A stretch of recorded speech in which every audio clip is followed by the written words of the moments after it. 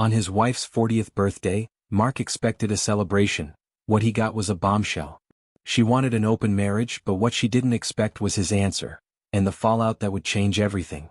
Laying ceramic tiles in a 10 by 12 kitchen was no small task, especially when each tile measured just 4 by 4 inches. Mark Reynolds knelt on the floor, carefully spreading the adhesive, ensuring every tile lined up seamlessly with the previous one. He took quiet pride in his precision, fully aware that even the slightest misalignment could throw off the entire job. At Riverbend Renovations, perfection wasn't just encouraged, it was the expectation. And Mark made sure he met that standard every single time. As he finished another row, his phone buzzed. It was his wife, Lisa. Mark exhaled sharply before answering. Once upon a time, Lisa's voice had been filled with warmth and laughter, but over the years, it had grown sharper, edged with impatience. She didn't bother with pleasantries. How much longer? She asked, cutting straight to the point. Mark quickly estimated, about 3 more hours before Braden's kitchen was done. But before he could explain further, the line went dead. Lisa had already hung up. A familiar wave of frustration rose in his chest, but he shoved it aside. He wasn't about to let it affect his work. Instead, he refocused on the tiles, making sure each one was placed with the same care and precision as the last. As he worked, his mind wandered back to the past, to the first time he met Lisa. It had been decades ago, back when he was just getting started at Riverbend Renovations. She had come rushing into the office, flustered and apologizing to her father, Richard Eastwood, for another round of bad grades in high school. Mark, only 21 at the time, barely glanced up. He'd noticed her small, stocky frame and wild, unbrushed hair before turning back to his tools. Drama wasn't his thing, and Richard had made one thing crystal clear. Lisa was off limits. "She's my daughter," Richard had warned, his voice firm. Mark had simply nodded, keeping his thoughts to himself. But Lisa wasn't the type to follow rules. She made sure Mark noticed her, flashing him smiles and flirting at every opportunity. At 17 she was chubby, covered in acne, and far too immature for his taste. If anything, her constant attention annoyed him more than anything else. One afternoon, as he wrestled with a heavy bag of cement, she sauntered over, a smirk on her lips. "I turn 18 on Saturday," Lisa said, leaning in slightly as if that was supposed to mean something to him. "Good for you," Mark replied flatly, not even bothering to look up. When she asked him what he was getting her for her birthday, he smirked and said, "Close your eyes. What do you see?" "Nothing. That's your gift." Despite Mark's complete lack of interest, Lisa's mother, Clara Eastwood, seemed determined to push them together. She persuaded Richard to invite Mark to Lisa's 18th birthday party, and later she even pressured him into taking Lisa to prom. Out of obligation he went. He posed for pictures, shuffled through a few awkward dances, and gave her a quick, reluctant goodnight kiss. A few days later, Richard pulled him aside, his expression stern. He accused Mark of breaking Lisa's heart by ignoring her after prom. Reluctantly, Mark caved and asked her out again. By their 5th date, she had given him her virginity. 5 months after their rushed wedding, their daughter Lauren was born. For Mark, the years that followed were a constant grind. He took on the hardest jobs at Riverbend Renovations, always suspecting that Richard was deliberately giving him the toughest assignments. For the first 16 years of their marriage, Lisa at least made an effort to be a good wife. She cooked his favorite meals, kept quiet while he watched his beloved Denver Broncos, and even tried, unsuccessfully, to lose weight. Her acne eventually faded, but the scars lingered. Things changed after Lauren started school and Lisa took a job at the library. The pay wasn't great, but the health benefits were a relief. Then, after their 16th wedding anniversary, Lisa's cousin. When Tessa moved to town, everything shifted. Tessa was loud, opinionated, and never shy about sharing her thoughts. Under her influence, Lisa became more combative, more outspoken. She started neglecting things at home, always complaining about something. What had once been small annoyances turned into a daily habit. Every night, Lisa, Tessa, and Tessa's husband, Jared, found excuses to be out of the house. Mark, without a word, picked up the slack, cooking, cleaning, and making sure things ran smoothly. But no matter how much he tried to ignore it, the strain was impossible to brush aside. Even Lauren, who had long since learned how to mend her own school uniforms and handle chores on her own, seemed to blame him rather than her mother. That day, Mark finished Braden's kitchen exactly 3 hours after Lisa's call. His back ached, a painful reminder that he wasn't as young as he used to be. But the job was done right, and that was what mattered. As he packed up his tools, he thought about how much things had changed. He called Richard to report that the work was finished, But the old man's voice was slurred, the lasting effect of the stroke that had nearly taken him. Clara, who had battled cancer and endured a double mastectomy, had spent her final years taking care of Richard before passing away. Now he relied on his sons for help, and Mark stepped in whenever he could. Lisa, once so close to her mother, had slowly drifted away from her family over the years. That evening, when Mark walked through the front door, the scent of pork chops, mashed potatoes and green beans filled the house, his favorite meal. It was a rare treat since Lisa had put the family on a strict heart-healthy diet after Richard's stroke. She had lost 40 pounds but was still overweight, and her bland cooking had become a running joke in the house. Mark often teased Lauren, saying Lauren had chosen a college far from home, and when Mark joked that she did it just to escape her mother's cooking, she never denied it. That night, as Lisa stood at the stove, stirring a pot, Mark leaned in trying to kiss her. She wrinkled her nose and waved him off in disgust. Mark sighed, tossing his clothes into the hamper before stepping into the shower. The hot water washed away the sweat and exhaustion of the day, but it couldn't do much for the deep aches in his muscles. The physical demands of his job had been tough when he was 21. Now at 45 they were downright brutal. His body wasn't what it used to be. When he came back into the kitchen, Lisa set down a plate in front of him, along with a cold beer. His stomach tightened at the sight of it. The last time she had served him one like that, things hadn't ended well. The memory hit him hard, her 37th birthday just a few months before their 17th anniversary. That night, Lauren had been out with friends, leaving just the two of them at home.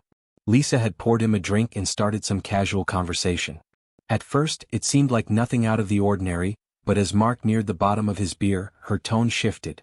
"There's something I need to talk to you about," she had said almost hesitantly. Mark, already exhausted from work, had nodded. "Go ahead. Say what's on your mind." She hesitated for a moment before blurting it out. "Have you ever thought about being with someone else?" Mark stared at her, unsure if he'd heard correctly. "I mean just in theory," she added quickly. "Not that I'd act on it, but don't you think you could do something like that without consequences?" Mark's grip tightened around the bottle. His voice was firm when he answered. "I can't. We made vows, Lisa. In front of our family, our friends. I take them seriously." That was when she brought up the idea of renewing their vows, as if that would smooth things over. Mark shut that down immediately. "The ones we made are enough," he said. "Tessa and Jared can live however they want, but that's not us. It never will be." But Lisa didn't let it go. She kept pushing, kept trying to steer the conversation back to what Tessa had told her. Finally, Mark had enough. "Go ahead," he challenged. "Tell your dad what Tessa told you." Lisa squirmed, avoiding his gaze, fumbling through a vague explanation. Eventually, frustration got the best of her, and she ended the conversation with a hissed insult. "You're despicable." Mark met her anger head-on. "Bring this up again and our marriage is over. I'll file for divorce." That was the last time Lisa ever mentioned an open marriage. Over time, Tessa and Jared stopped coming around as much. Mark didn't know if that was intentional or if it was just how things naturally played out. Lisa, of course, ignored his response. "I think I deserve some freedom," Lisa announced casually, setting her fork down. "Tessa and I are heading to Vegas next week. She found a great deal at a casino. While we're there, we might meet some guys, just a date or two, nothing serious. It might even make me appreciate you more." Mark kept eating, though his appetite was fading fast. "The sauce is almost right," he muttered, trying to keep his anger from boiling over. Lisa scoffed. "You're avoiding the point," she snapped. "This isn't about sauce. It's about me exploring new experiences." "So what?" Mark asked, setting his fork down. "Your cousin ignores her responsibilities and calls it freedom, and now you think you can do the same? Let's be clear, it's cheating, Lisa. Plain and simple. And I won't stay married to a cheater." "It's just a week," she argued weakly. Mark shook his head. "A minute, a day, a week, it doesn't matter. It's all the same." He cut into his pie, then frowned. "By the way, you used that fake sugar again, didn't you?" Pushing his plate aside, he stood up. "I'll see a lawyer tomorrow," he said, his voice calm but firm. Lisa stared at him, speechless. Mark didn't wait for her response. He climbed the stairs, exhausted from another long workday, but for the first time in years, his mind felt clear. He sat down at his computer. It was old and slow, but it worked. He searched for divorce attorneys and found Diana Holloway's website. The online form was straightforward, so he filled it out and hit submit.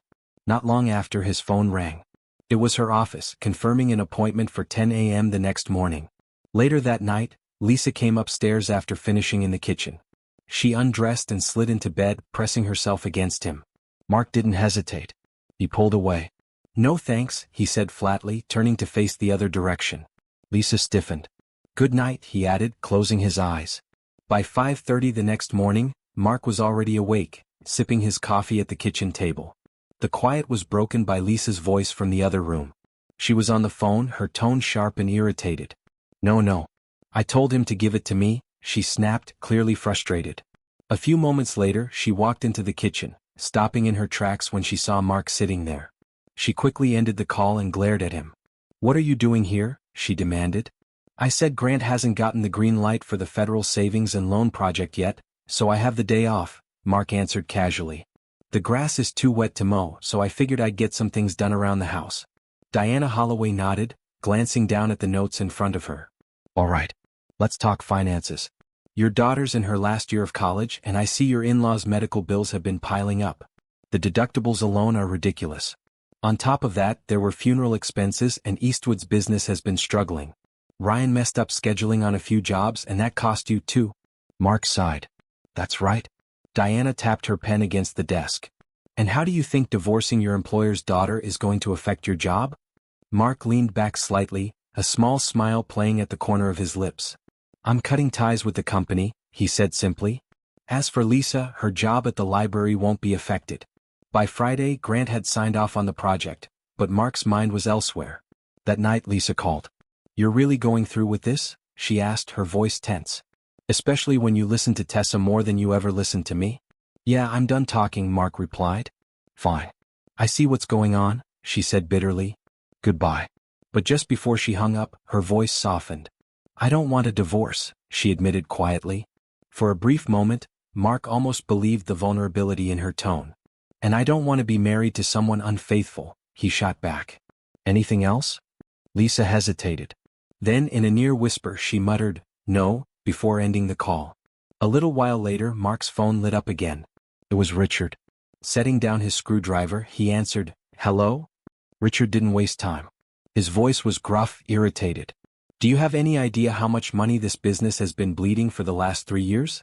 Later that evening Lisa came home, exactly as Mark expected, but she didn't come alone. Tessa and Jared weren't far behind, stepping into the house like they owned the place. Jared, smug as ever, spoke first. "You see, Mark, Tessa and I have a strong marriage. Her meeting new people only makes us stronger."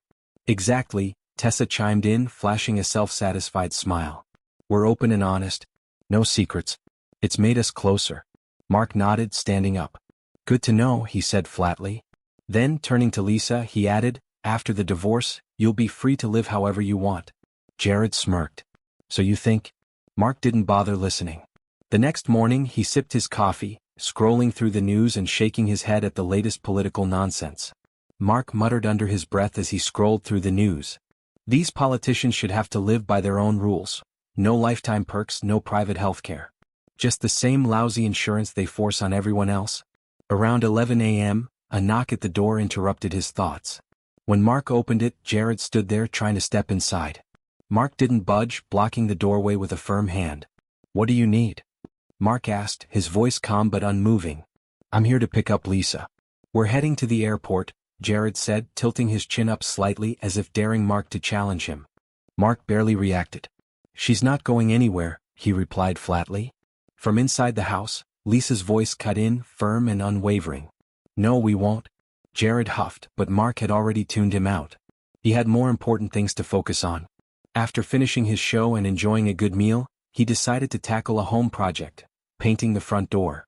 He chose a soft, pale yellow, and as he stood back to admire his work, he couldn't help but smile. The fresh color popped against the red brick, giving the house a brighter, more inviting look. From the garage, a loud meow rang out. Mark chuckled, wiping his hands on an old rag. "Hang on, buddy. I'll let you out once this paint dries." Later upstairs, he sat down to handle a few financial matters. First on the list, canceling an account. He skimmed the confirmation email from Preston Vale Power and Light. The notice stated the cancellation wouldn't take effect until the end of the billing cycle. "Doesn't matter," Mark muttered. He was already done with it all. By evening, hunger hit again, and this time he decided to treat himself. Sloan's Pizza. A guilty pleasure he hadn't indulged in for years. A forbidden indulgence during his marriage. Maybe this will give me a heart attack, he joked to himself as he stepped into the pizzeria. Mark paired his meal with an ice-cold draft beer, savoring every bite. It had been a long time since he'd treated himself like this, and damn, it tasted good. After dinner, he stopped at the gas station, deciding at the last second to fill the tank completely. 22 gallons sure takes a while, he muttered as the pump ticked away.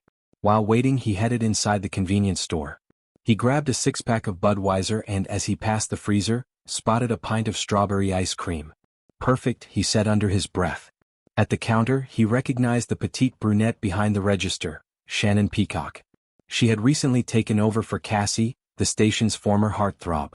Shannon grinned, stepping onto a milk crate to meet his eye level. "Hey shorty," she teased. "Your wife out of town?" Mark scratched his jaw. "You could say that.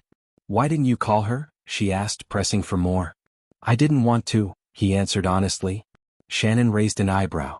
"Why not?" Mark exhaled, shaking his head. "You'll understand soon enough, kiddo." His phone buzzed. "Lauren." "Hey Dad. What's up?" Mark didn't waste time. "Your mother thinks turning 40 means she gets to date other men?" Lauren gasped. "What?" "You heard me," Mark said, keeping his tone even. "Married women don't date other men." "That's so old-fashioned, Dad," Lauren giggled. "Goodbye, Lauren," Mark said, ending the call before his frustration got the best of him. Back at home, Lisa was waiting, arms crossed. Her expression was sharp. "Who's Isabella?" she asked suddenly, her tone cutting. Mark blinked. "Isabella? She married Elton Webster, the bank manager." Lisa didn't look convinced. "She's a realtor now," Mark continued. "She found a potential buyer for the house." "We're not selling the house, Mark," Lisa yelled. Mark met her glare head-on. "You really can't be surprised," he replied coolly. "We need to settle that second mortgage." Isabella had warned them that they might even have to bring cash to close the deal.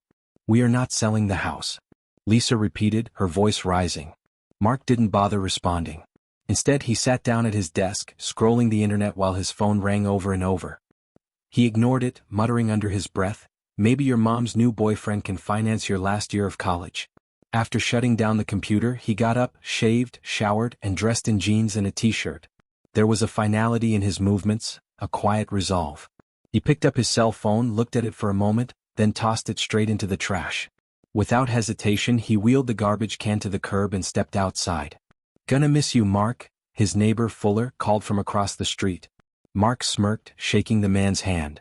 "No, you won't." Fuller chuckled. "Fair enough. Not like we ever talked much anyway." Meanwhile, back at the house, Lisa fumbled with her key, but it refused to turn in the lock. Frustrated, she pulled out her phone, intending to call the number on the gold standard real estate sign staked in the front yard, but her fully charged phone wouldn't cooperate. With a sharp breath, she grabbed Tessa's phone instead, while Jared prowled around the house, checking the windows. On the second ring, a cheerful voice answered. "Gold Standard Real Estate, Isabella Webster speaking." "This is Lisa Reynolds," Lisa snapped. "My key isn't working. What the hell is going on?" There was a pause. Then Isabella's voice turned syrupy. "Oh, the Reynolds ex, right?" "Ex?" Lisa echoed, her stomach twisting. Jared tapped the steering wheel impatiently. "Sigh. Can we just drop you somewhere else?" Lisa barely heard him. "My cat," she gasped, squeezing back into the vehicle. In a panic, she called Grant next, her frustration mounting.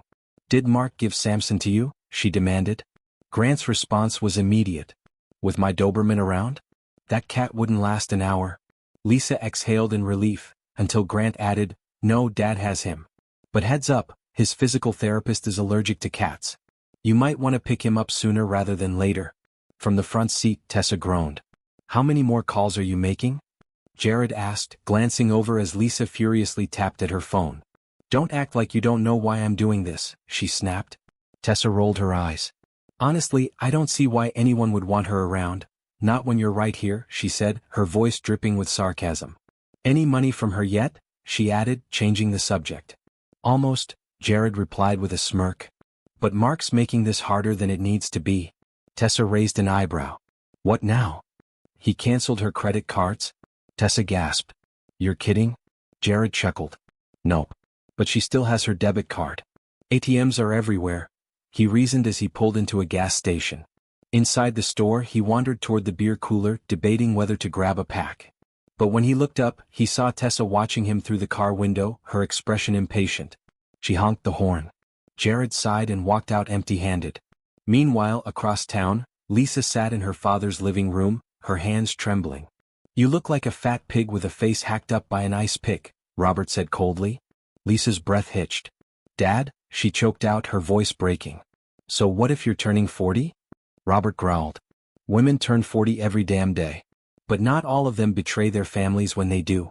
He gestured toward the thick stack of legal documents sitting on the coffee table. Just then Samson, her tabby cat, padded into the room, his tail swishing lazily. Robert exhaled sharply. "You'll need a lawyer," he grunted, flipping through the papers. "And I need to clean that damn cat's litter box. God knows what that animal eats, but it stinks to hell." The Vegas lights twinkled below like something out of a dream. After checking into their hotel, Lisa and Tessa hit the roulette table before heading to dinner. But what started as an exciting night quickly turned into a nightmare.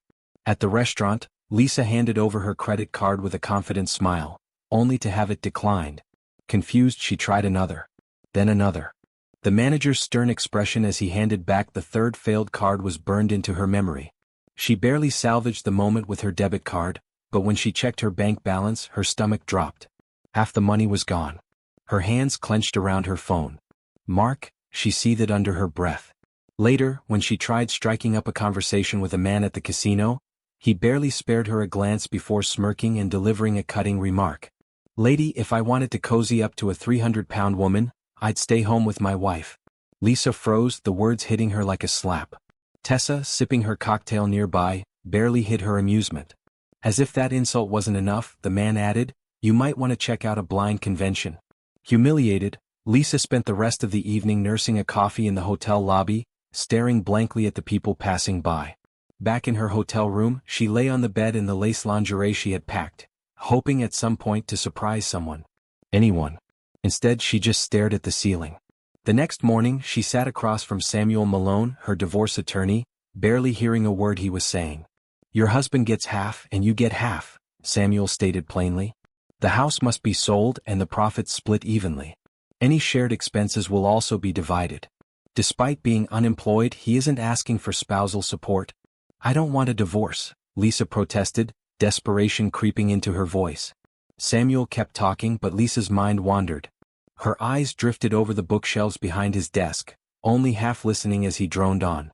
At some point he set his phone down and looked at her squarely. "Mrs. Reynolds, here's the issue," he said, his tone professional but firm. Lisa gripped her purse tightly. "I'm paying you to avoid issues, not create them," she snapped. Samuel leaned back, unbothered. "Miss Holloway doesn't know where your husband is," he said. "He paid her fee in full and left no forwarding address." Lisa clenched her jaw. Lauren might have a better idea, she thought. Her 41st birthday arrived with none of the excitement she had once imagined. She dressed for work without much thought, slipping into something simple and practical. As she stood by the door, Lauren leaned in to kiss her cheek. "Anything you need before I head out?" she asked brightly. "No," Lisa replied. From his chair, Richard grumbled, "We're fine." Lisa forced a cheerful tone. "My two main guys will hold the fort, won't they?" Richard just grunted. Since his stroke, that was the closest thing to a conversation. The drive to work was the same as always, long, quiet, and filled with thoughts she wished she could silence.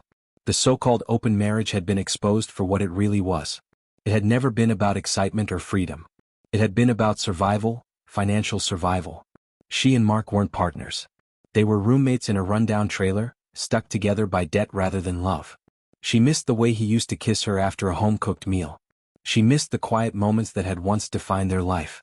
But the second she announced she was spending her 40th birthday in Vegas, whatever tenderness had remained between them vanished. Now nothing was left. A bemused smile crossed Lisa's lips. Her mom and baby sister now shared a birthday, though she doubted her mother would find the humor in it. And she wasn't sure if her dad even remembered. Elsewhere, Mark's day moved at a different pace. "We offer carpets, tiles, hardwood, and laminate flooring," he said into the phone, his voice steady and confident. Across the showroom, a couple debated between two hardwood samples, and Mark nodded to Bobby to take over. A blinking light on the phone signaled another call. He picked it up, recognizing the playful voice on the other end. "Shorty," Mark greeted with a chuckle. Shannon laughed, warmth filling her voice. "Where are you now?" Just left Dr. Parker's office, she replied. Meet me at the Stone Grill, Mark said, excitement bubbling up. We're celebrating tonight. Shannon brushed a strand of dark hair from her face, squinting against the sun. At 4 feet 8 inches she had always been aware of her small stature, but in that moment she felt larger than life. Smiling she headed off, her heart light despite the heat. New beginnings and unfinished business. Lisa sat in her car outside the library, staring at the faded Preston Vale Public Library sign. She had worked here for years, but today she felt like a stranger. The weight of everything settled on her. Her marriage was over. Her financial future was uncertain. She had lost her husband, her security, and, if she was being honest, her pride. Her phone buzzed. Lauren. Lisa hesitated before answering. Hey, Mom. Hey, sweetheart, Lisa said, forcing a brightness into her tone. How's school? Fine, Lauren said, but there was something in her voice. Are you okay? Lisa closed her eyes. I'm fine, honey. Pause. Mom, did you really think Dad wouldn't fight back? Lisa gripped the steering wheel. I don't know what I thought. Lauren exhaled. I love you, Mom, but you need to figure out what you're doing next. Lisa swallowed hard. I know. Meanwhile, across town, Mark sat at a booth in the Stone Grill, watching Shannon wave down the waiter. She had barely sat down before she was already talking. Fast, animated, hands flying. So, the doctor says I need to cut back on caffeine, she said, rolling her eyes. Like that's gonna happen. Mark chuckled.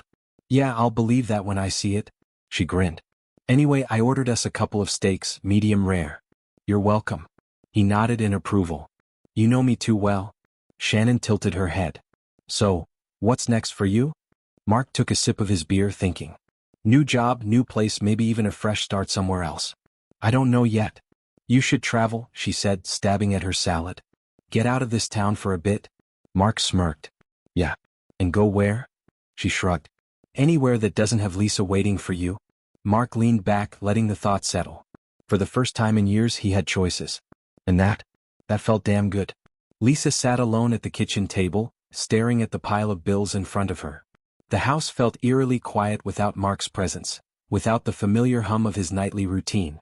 The divorce papers lay on top of the stack, a stark reminder that her old life was truly gone. She had fought the sale of the house, clinging to it like a life raft. But in the end, reality had won. The debts were too high, and her salary at the library wasn't enough to cover everything. Her phone buzzed. Another message from Tessa. You need a girls' night. Let's go out. Lisa stared at the screen for a long moment before deleting the message. Tessa had been the one pushing her toward freedom, but now that it had all fallen apart, she was nowhere to be found when it mattered. With a sigh, Lisa picked up the papers and signed them. It was time to move on. For Mark, a new path. Mark loaded the last of his tools into the back of his truck. The house was nearly empty now, just a few boxes left to take to storage. He had found a small rental a few towns over, nothing fancy but enough. A fresh start. As he locked up for the last time, Samson, the tabby cat, rubbed against his leg. Guess it's just us now, buddy, Mark muttered, scooping him up and placing him in the passenger seat. Before pulling out of the driveway, he glanced at his phone. A new text from Shannon. Still up for that road trip? I hear Texas has the best barbecue. Mark smiled. For the first time in years, he had no obligations. No broken marriage weighing him down, no suffocating debt, no one else's expectations dictating his life. He took one last look at the house that had once been a home, then put the truck in gear. A new chapter was waiting. And this time he was writing it his way.